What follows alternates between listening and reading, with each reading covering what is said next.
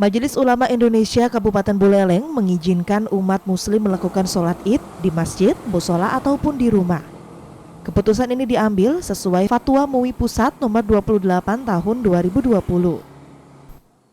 Sholat id hanya diizinkan dilakukan di masjid serta musola dan hanya diikuti oleh warga sekitar. Sementara warga yang berada di luar lingkungan masjid agar melakukan sholat di rumah masing-masing keluarga. MUI melarang pelaksanaan sholat id di lapangan terbuka karena dinilai sulit untuk melakukan pengawasan. Nantinya seluruh pelaksanaan sholat id Idul Fitri di masjid secara teknis akan diatur oleh Dewan Kemakmuran Masjid Kabupaten Buleleng, Bali.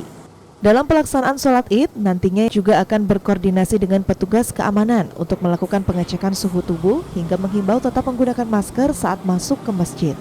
Daerah yang masih terkendali dan masih penyebarannya itu bisa terkontrol dan juga penurunan ataupun perkembangannya stagnan atau menurun dan social distancing, kegiatan sosial itu bisa ada dilonggarkan. Itu bisa melaksanakan sholat di lapangan atau di masjid atau musola. Tapi kami nggak gegabah begitu saja. Ingin koordinasi juga itu. Yang jelas di lapangan tuh nggak mungkin ya, karena nggak bisa terkontrol. Tapi kita ingin mau memecah saja.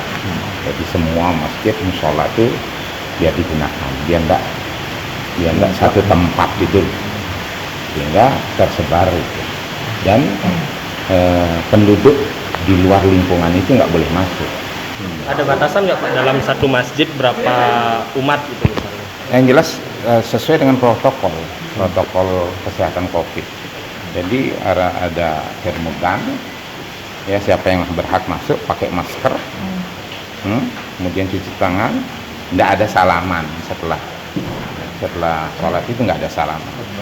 Khutbah Idul Fitrinya juga singkat, 15 menit sholat selesai.